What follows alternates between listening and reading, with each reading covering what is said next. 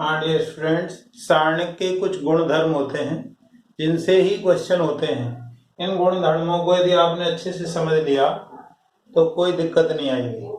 हमने कहा किसी भी सारणिक की समस्त पंक्तियों को स्तंभों में बदल दिया जाए, जो पंक्ति है उनको स्तंभ बना दिया जाए और स्तंभों को पंक्ति बना दिया जाए तो उसके मान पर कोई फर्क नहीं पड़ता है, मतलब उसका मान अपरिवर्तित होता है। देखें जरा, जैसे मान लीजिए 1 2 3 4 ये कोई डिटरमिनेंट है, इसको मान लो डी से या डेल से डिनोट किया। इसको जब आप हल करोगे तो कितना आएगा, 4 इनका गुणा माइनस इनका गुणा -2। लेकिन यदि हम पंक्तियों को स्तंभ बना दें, स्तंभ को पंक्ति बना दें तो 1 2 3 4 ये कर दिया अब हमने। अब जरा इसको हल करके देखें तो इसका और इसका मल्टीप्लाई 4 -6 तो ये भी -2 है। तो हमने देखा कि पंक्ति का हमने स्तंभ बनाया, स्तंभ की पंक्ति बनाई, तब भी उसके मान पर कोई फर्क नहीं पड़ा है। तो इस प्रॉपर्टी का या इस गुणधर्म का हम क्वेश्चंस में उपयोग कर सकते हैं।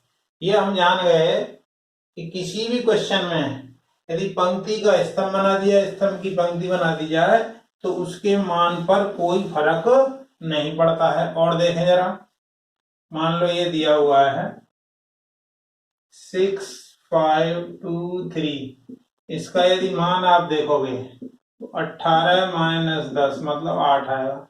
लेकिन यदि हमने इसको परिवर्तित कर दिया, मतलब 6 5 2 3, हमने पंक्ति को स्तंभ बना दिया, स्तंभ को पंक्ति बना दिया। तो अब इसका मान हल करो जरा, 18 - 10 तब भी 8 आएगा। तो कहने का मतलब है दोनों के मान में कोई परिवर्तन नहीं आता है, चाहे वो 2/2 का हो चाहे 3/3 का हो। तो कहने का मतलब ये हुआ कि ये जो है इसको परिवर्तित कर दिया वो भी उतना ही रहेगा। तो ये अच्छा प्रॉपर्टी है। अब जरा दूसरा देखें, दूसरी और इंपॉर्टेंट प्रॉपर्टी, किसी सारणिक की संपूर्ण पंक्ति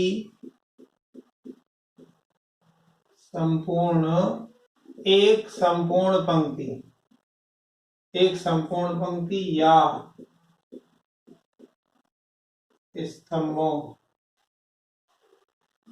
स्तंभ के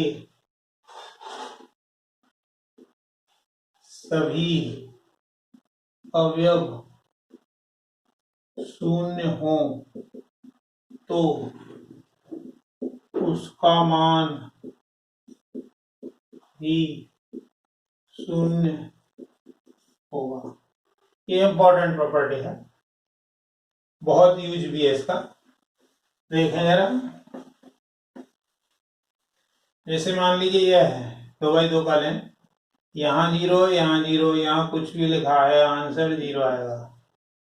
और देखो जरा, यहाँ 5 7 है, यहाँ 5 6 है, यहाँ 0 0 है, तो ये भी 0 है, क्योंकि इसकी इस पंक्ति के सारे अवयव 0 थे, अब इस पंक्ति के सारे अवयव 0 हैं।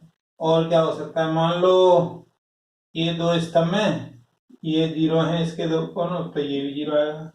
इसी तरीके से मान लो इधर वाले स्तंभ के हम ले लें तो ये भी 0 ही आएगा।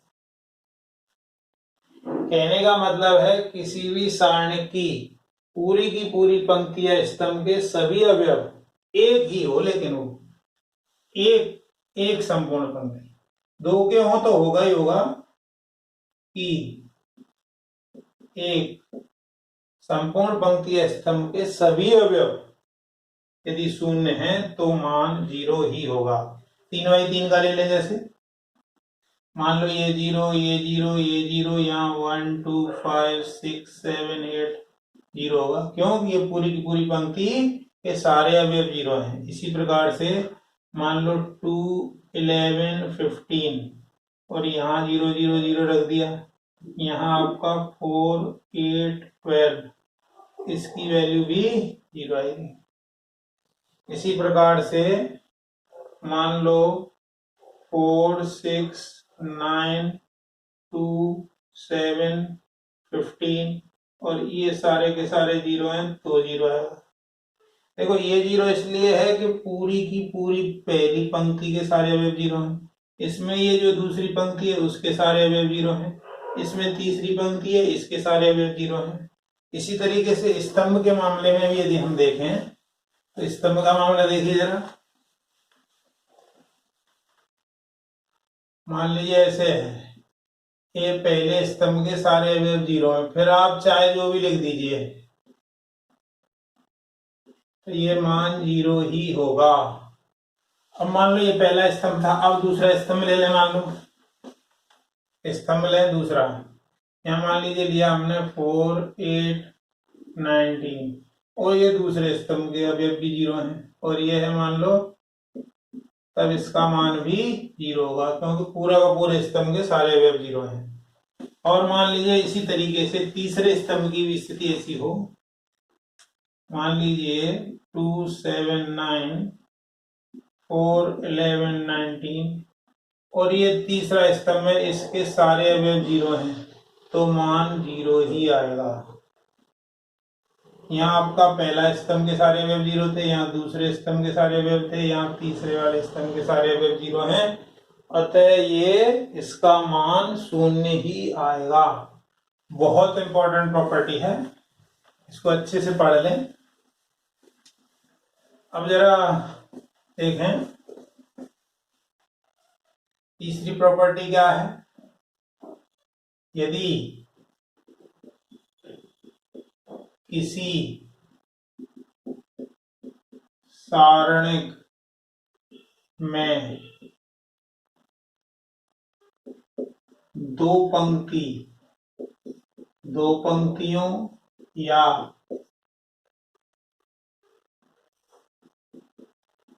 कोई दो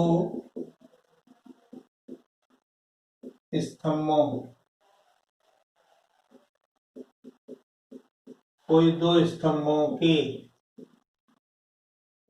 सभी अवयव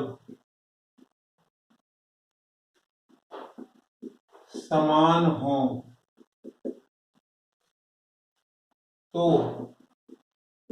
उस सारणिक का मान 0 होगा। समझे जरा इसको। ऐसे मान लो ऐसे है, ये है 1, 2, 3, ये 6, 9, 15, 1, 2, 3। अब यहाँ देखो ये दो पंक्ति समान है, ये R1 है और ये R2 है, R1 R2 समान है, सॉरी R1 और R3 समान है, इसलिए इसका मान 0 आएगा। मान लीजिए मैं ऐसे लिख दूं 2, 7, 9, 2, 7, 9, 4, 10, 15, ये भी 0 आएगा क्योंकि ये दोनों पंक्तियां क्या हैं, यहाँ पे R1 और R2 समान है, वहां पे R1 और R3 समान थे। अब जरूरी नहीं है पंक्ति के लिए, कॉलम भी ले ले, मान लो 2, 3, 4, 2, 3, 4 और यहाँ कुछ भी ले लो आप,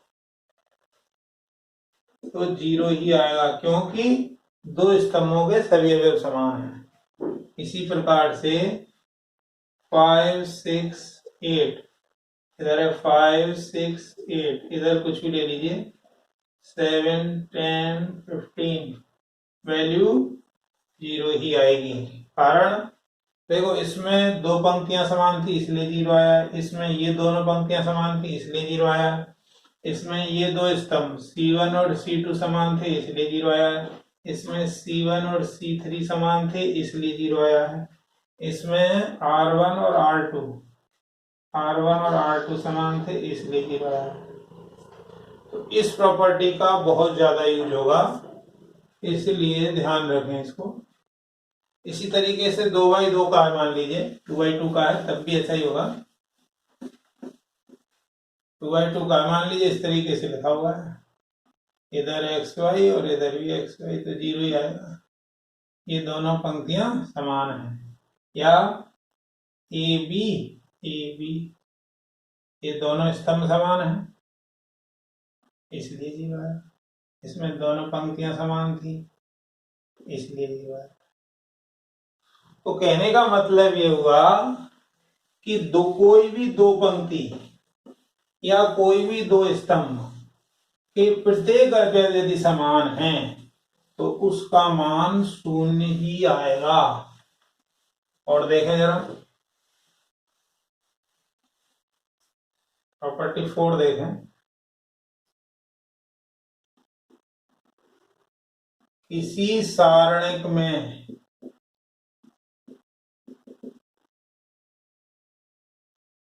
दो पास की पंक्तियों या स्तंभों को अदल बदल कर दिया जाए करने पर सारणिक का मान वही रहता है, लेकिन चिन्ह बदल जाता है।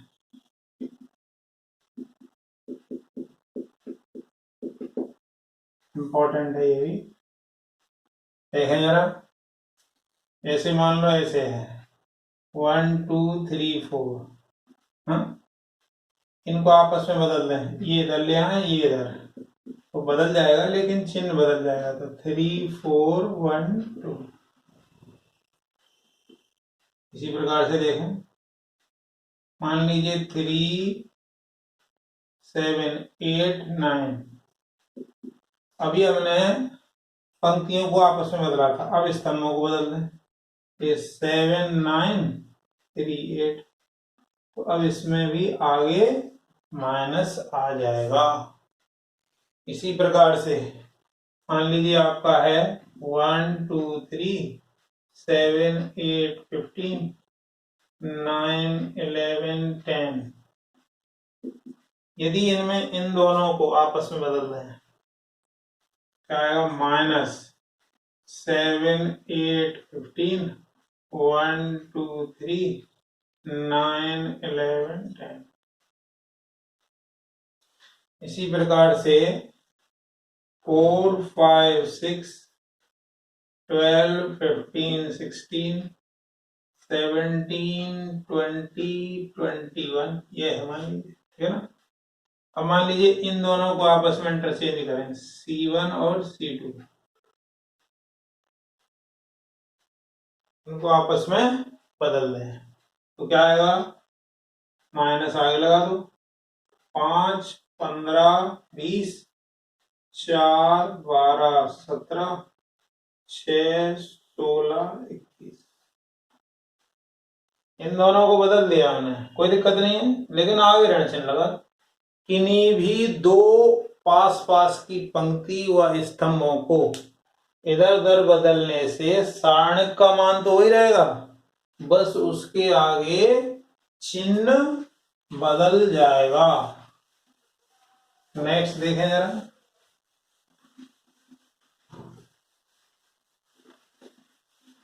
प्रगुण 5 देखें। प्रगुण 5 क्या कह रहा है, यदि किसी सारणिक के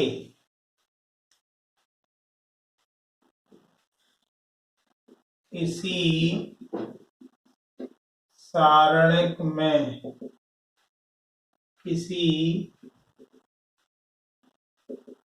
स्तंभ या पंक्ति के सभी अवयव, किसी स्तंभ या पंक्ति के सभी अवयव 2 या 3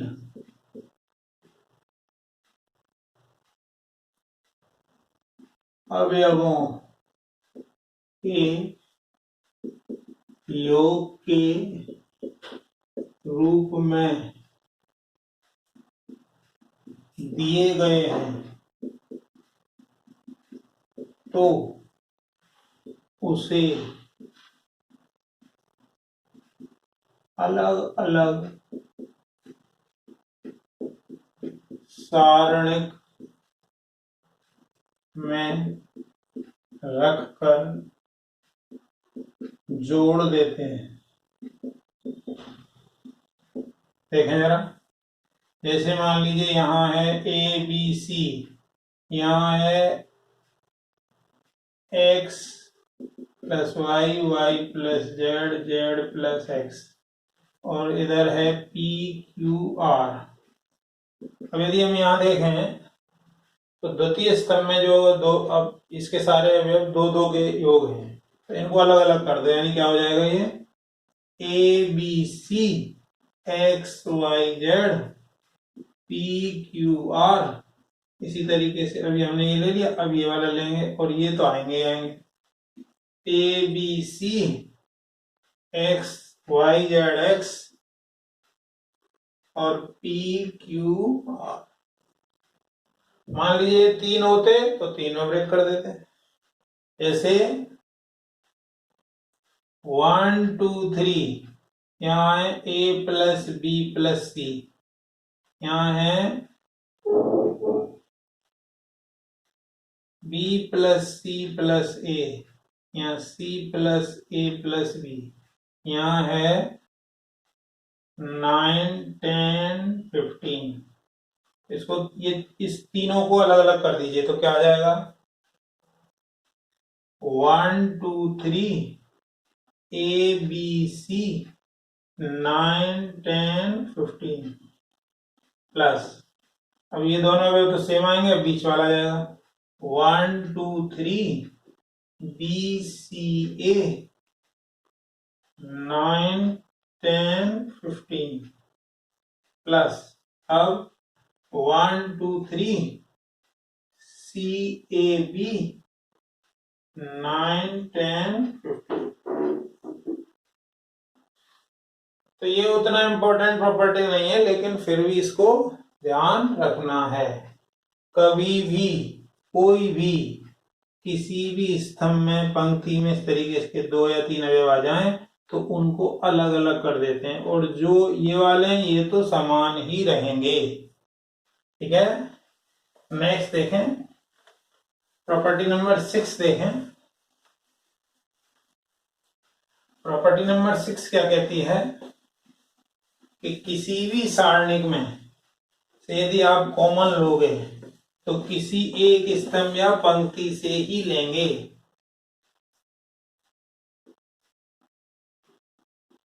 किसी सारणिक में ओवेनिस्ट संख्या एक स्तंभ या एक पंक्ति से ही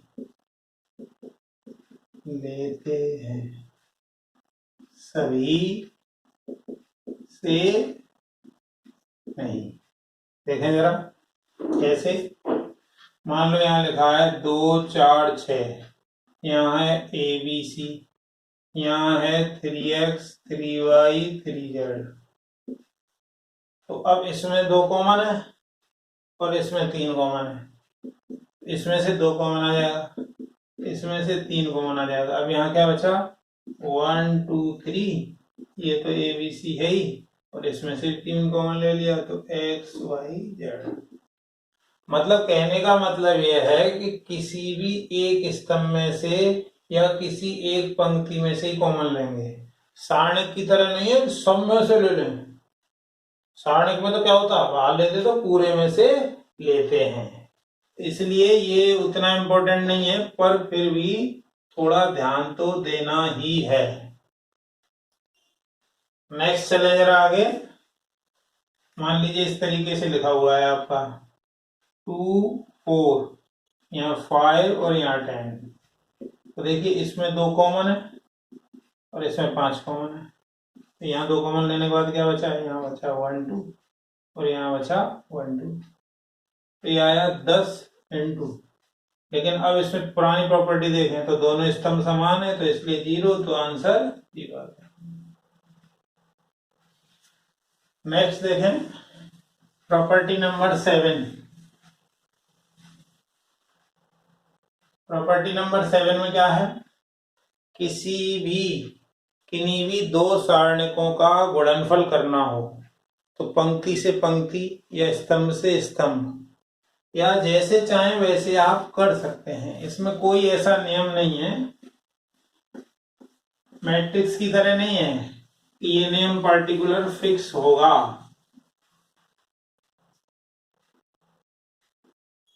इन्हीं दो सारणिकों के गुणनफल में रो रो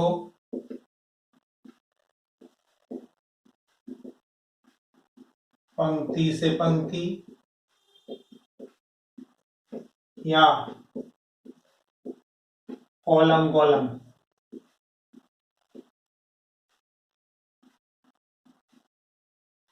स्तंभ से स्तंभ गुणन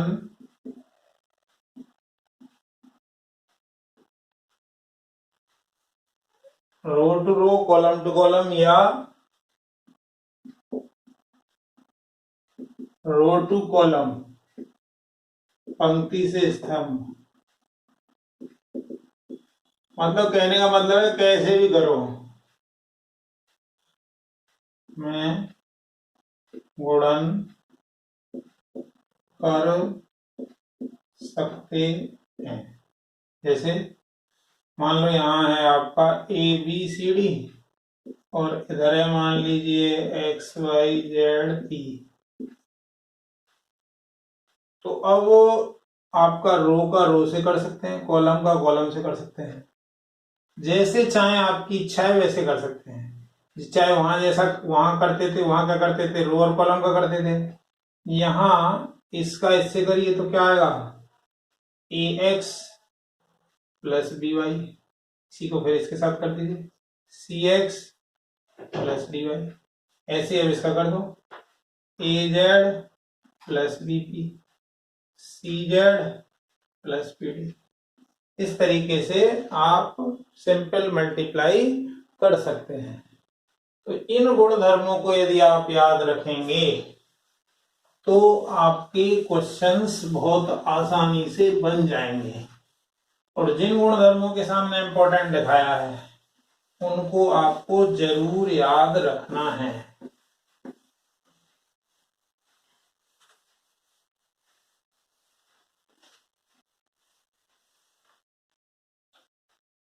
इसके साथ साथ एक सारणिक में हम जानते हैं, मान लीजिए एक सारणिक है, इसमें है आपका A11 A12 A13, मान लीजिए 21 A22 A23 A31 A32 A33। यदि हम बात करें तो इसको ओपन करेंगे तो क्या आएगा A11 के बाद क्या बचा A22 A23 A32 A33, मतलब 11 वाली चीज छोड़ दी माइनस A12 लेंथ ये छोड़ो और ये 21 31 23 33 21 31 23 और 33 प्लस A13 ले लें, मान लो A13 लें तो क्या आएगा 21 31 A22 A32। अब यदि हम इसकी बात करें क्या है ये उपसारणिक है, ये इसका तो माइनर है, उपसारणिक को माइनर से डिनोट करते हैं। तो A11 इसको कहेंगे ये किसका अपसारणिक है, 11m11 माइनस A12, ये किसका अपसारणिक है, इसका M12। इसी तरीके से A13 और ये उपसारणिक है M13। यदि बात हम करें कोफैक्टर के टर्म्स में तो A11 तो है ही, ये C11 भी है। अच्छा, C12 में माइनस चिन्ह आता है आगे, माइनस हटा दी तो प्लस हो जाएगा, ये A12 C11 plus A13, sorry ये C12 ही आएगा, ये A13 और C13। यहाँ पे M तो माइनर को बता रहा है, माइनर मतलब उपसारणिक, और C बता रहा है सहखंड या कोफैक्टर।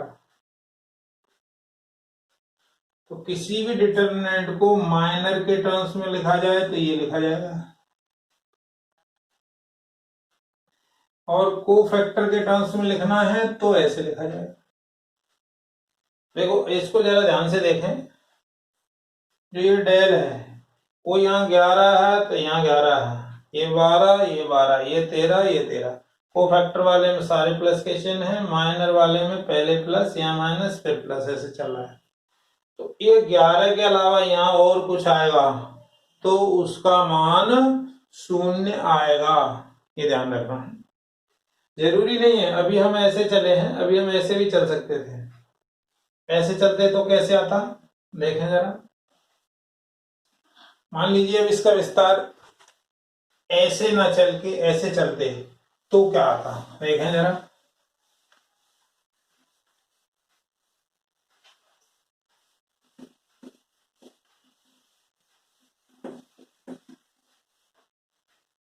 मान लीजिए इसका विस्तार खोल रहे हैं, A11 लिया, A11 की वजह से ये आएगा, तो ये M11 आ गया माइनस, अब मान लो ये ले लिया 21, 21 की वजह से ये छूटेगा और ये, तो ये माइनर 21 आएगा।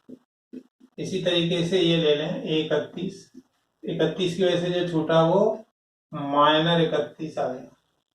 लेकिन कोफैक्टर की बात करें तो कोफैक्टर, क्योंकि इन दोनों का योग सम है इसलिए प्लस आएगा, इनका विषम है इसलिए माइनस चिन्ह को उधर ले लेगा, तो क्या आएगा 21 C21।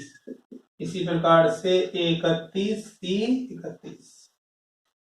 कहने का मतलब ये है कि जो आपके ये दोनों का सेम होना जरूरी है,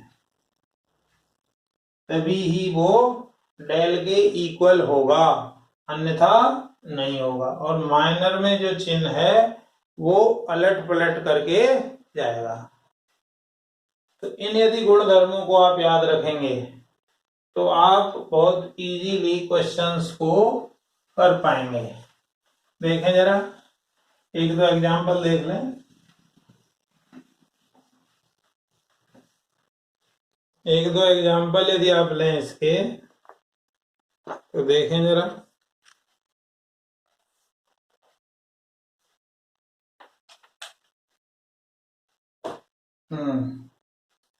एक इम्पोर्टेंट गुणधर्म रह गया अपना, महत्वपूर्ण गुणधर्म।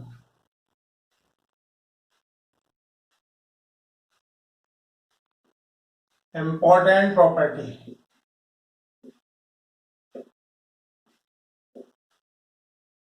यह गुणधर्म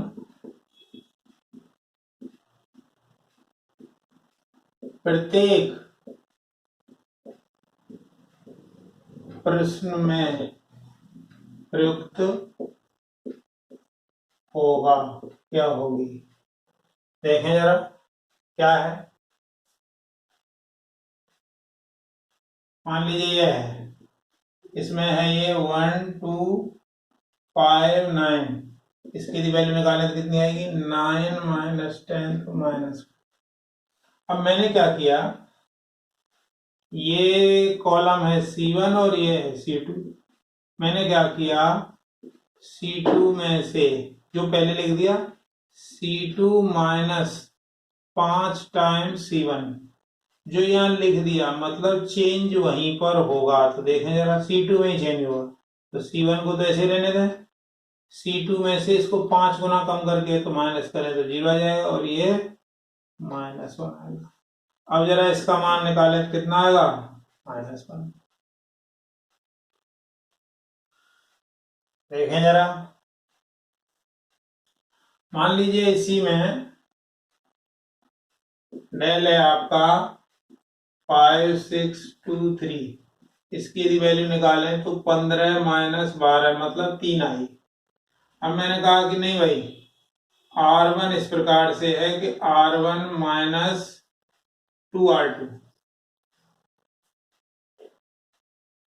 क्या आएगा, R1 पहले लिखा है मतलब R1 में ही चेंज आएगा, तो इसमें से इसको दुगना करके कम करो, यहाँ 1 आ गया और यहाँ 0 आ गया और यहाँ 2 और यहाँ 3, इसको हल करो तो जरा 3 ही आएगा।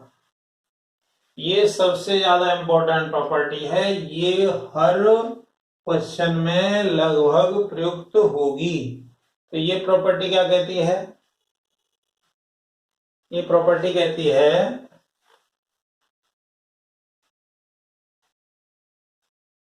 किसी भी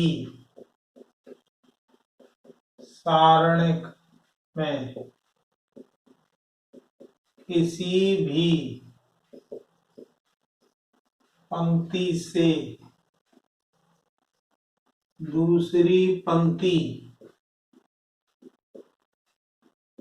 को कुछ गुना करके जोड़ने या घटाने पर उसके मान पर कोई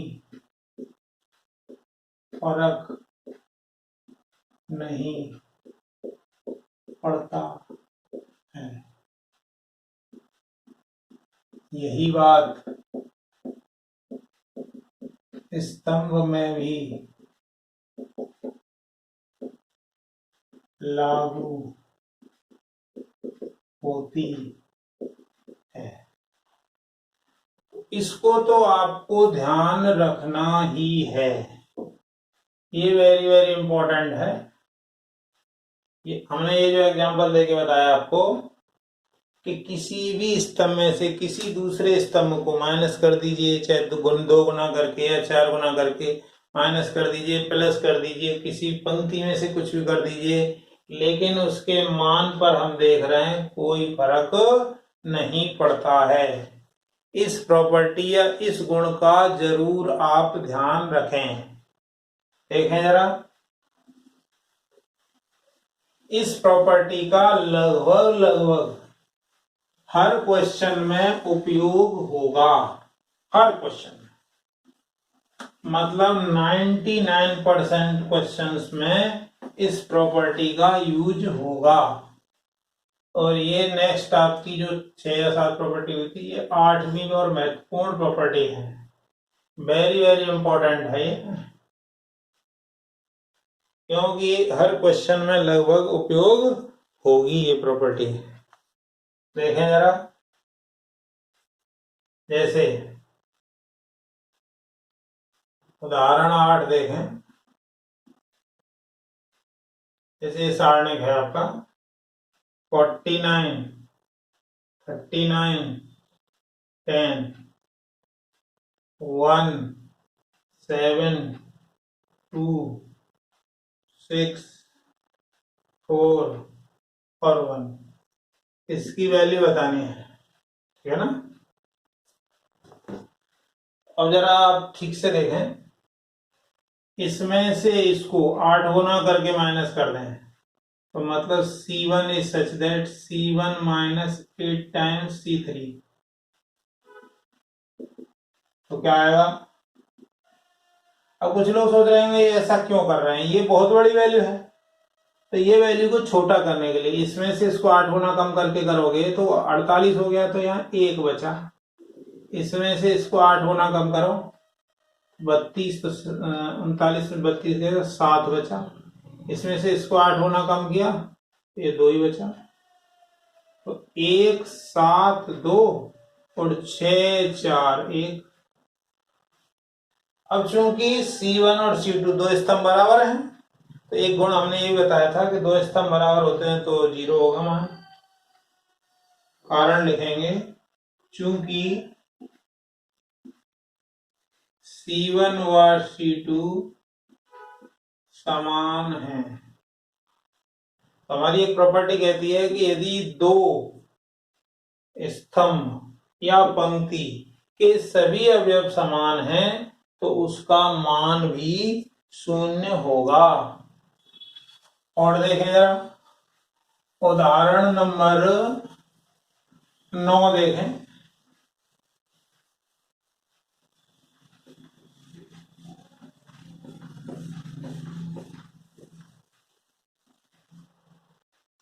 उदाहरण नंबर 9 क्या है?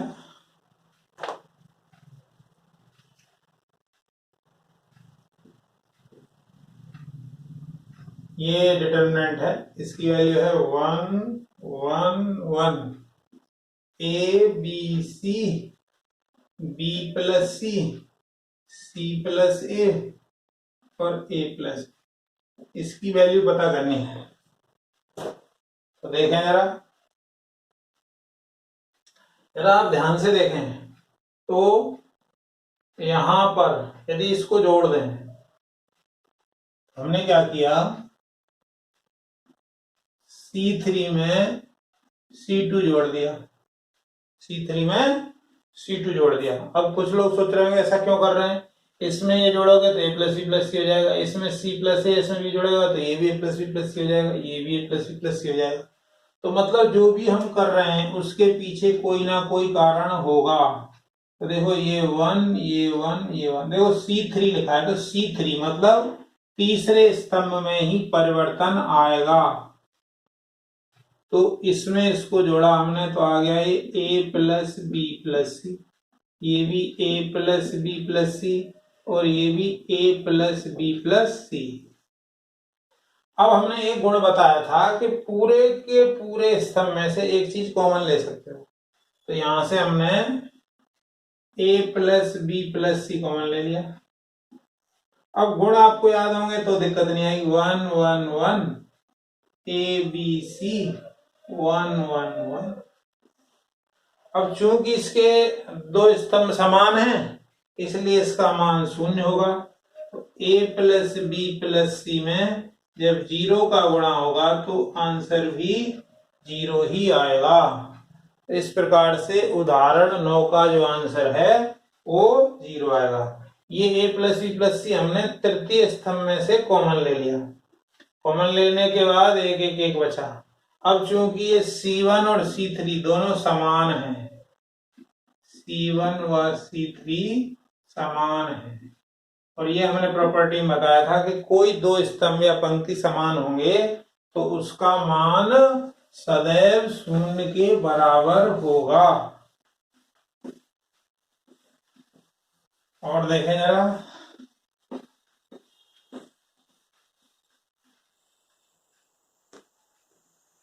उदाहरण 10 देखें। उदाहरण 10 में क्या करा है, A minus B B minus C C minus A M minus N N minus P P minus M, और यह है x minus Y Y minus Z Z minus x.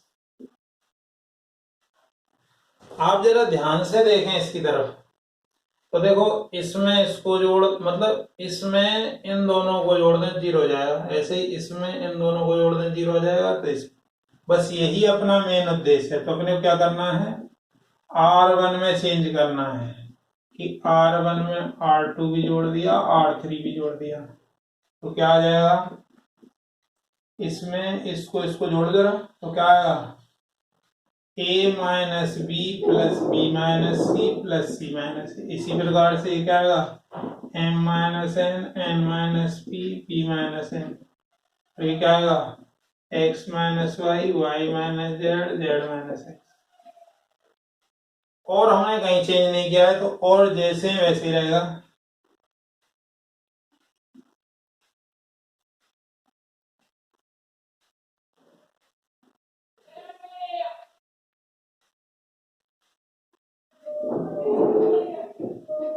तो ये वैल्यू शून्य हो गई। इसकी वैल्यू आ जाएगी आपकी, सारे जो एलिमेंट हैं वो 0 0 0 आ जाएंगे।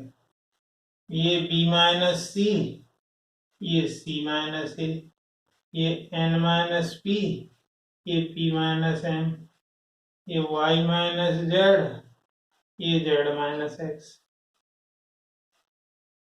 इसका मान शून्य होगा, कारण क्योंकि पूरी पंक्ति के सभी अवयव शून्य हैं। क्योंकि प्रथम पंक्ति के सभी अवयव शून्य हैं, इसलिए 0 आ जाएगा ये। ठीक है, तो ये आपका उदाहरण नंबर 10 हो गया। तो ये तीनों उदाहरण बहुत आसान है। उदाहरण आगे जैसे जैसे आप आगे जाएंगे तो उदाहरण कठिन होते जाएंगे, और इन उदाहरणों को हम अगली क्लास में डिस्कस करेंगे। जितनी थ्योरी कराई गई है या जितनी ये गुणधर्म कराए गए हैं, इनको जरूर बार बार रिवाइज कर लें, अन्यथा क्वेश्चंस करने में दिक्कत आ सकती है। इसलिए वीडियो को बार बार देख के लिख करके आप जो है प्रॉपर्टीज को याद करें। वीडियो देखने के लिए बहुत बहुत धन्यवाद। थैंक्स।